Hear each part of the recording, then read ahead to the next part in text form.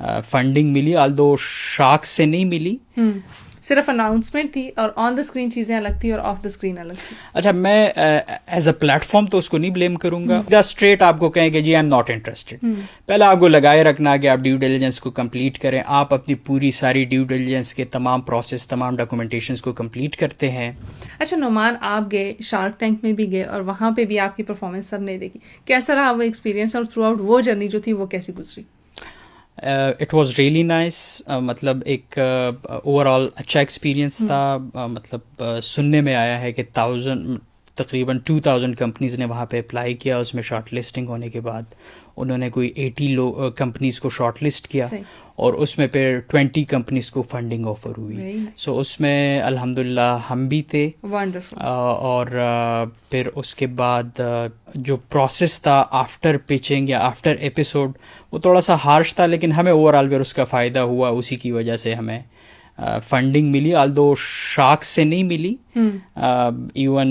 अच्छा, मेरा अगला सवाल आपके लिए यही था कि जैसे आपने कहा कि हमारे उसको चूज कर लिया गया, टॉप 20 में हम थे और हमें फंडिंग का प्रॉमिस किया गया। अब मैं बड़े बड़े शोज देखती हूँ, जी तो पाकिस्तान हो गया इस तरह से, तो वहाँ पे जब या इवन डोनेशंस के जब प्रोग्राम्स होते हैं तो उसमें बोला जाता है कि कोई डोनेशन अगर दे रहा है, वो हमने देखी लाइव मैराथॉन्स चलती हैं तो उसमें एक शख्स की कॉल आएगी, वो बोलेगा मेरी तरफ से 5 लाख की डोनेशन होगी, दूसरा बोलेगा मेरी तरफ से 20 लाख की होगी।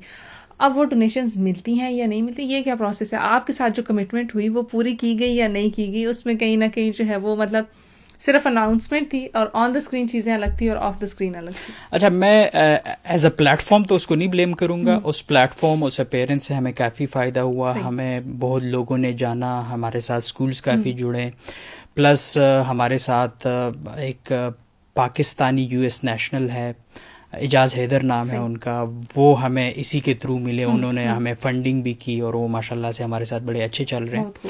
लेकिन अब इस प्लेटफॉर्म में जो मैंने एक चीज़ देखी या जो आगे सीजन्स होंगे उसमें ये मैं रिकमेंड करूँगा कि आप बेशक ड्यू डिलिजेंस करें उन कंपनीज पार्टिसिपेंट्स की भी जो वहाँ पे जाके पिच कर रहे हैं, लेकिन सेम टाइम शार्क्स में जो मेरा पर्सनल एक्सपीरियंस रहा है, मुझे बड़ी मायूसी हुई कि जिस लेवल पे या जो हम उनको मकाम दे रहे थे वो उस कैलिबर के नहीं थे।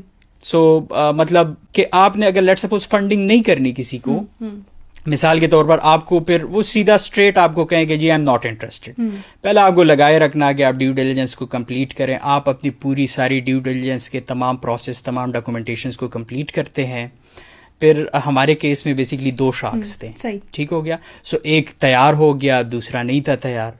सो फिर जब एक को मनाते थे दूसरा नाराज हो जाता था, लेकिन उसमें एक के साथ ना बड़ा यस तो वो एक्सपीरियंस मुझे अच्छा नहीं लगा। मतलब वो जो एक स्पेसिफिक शार्क था उसके साथ नहीं मज़ा आया। मतलब वो तो इवन इस हद तक भी कि अपने एपिसोड्स पे जाके पेड कैंपेन लगा लेते थे कि आप कमेंट्स करें वहाँ पे। तो इस तरह की चीज़ें जो है वो नहीं सूट करती। मतलब हमारा जो स्टार्टअप इकोसिस्टम है ये पहले ही हम बहुत पीछे हैं, बजाय इसके कि हम एक दूसरे को सपोर्ट करें।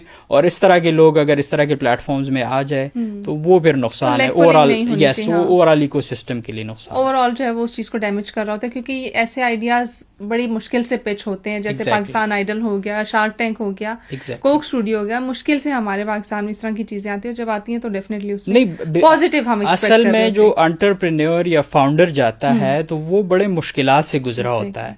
अब हमने जब स्कूल मेंटोर की जर्नी शुरू की तो आप यकीन नहीं करेंगे, मुझे स्टार्टअप का कोई नहीं था पता, मुझे फंडिंग का कोई नहीं था पता। मुझे सिर्फ ये पता था कि एक प्रॉब्लम है और उसको सॉल्व करने के लिए हम निकले थे।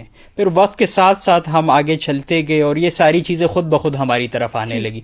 हमने कोई इंक्यूबेशन सेंटर में मतलब हम नहीं गए कि वहाँ पे कोई हमने चीज़ें सीखी, नहीं, खुद ब खुद सारी चीज़ें मतलब एक एजाइल मॉडल पे जब गए, देखा कि अच्छा ये प्रॉब्लम है, इसको अब कैसे सॉल्व करना है, उसके लिए we have come up with different solution और हम साथ साथ चलते गए।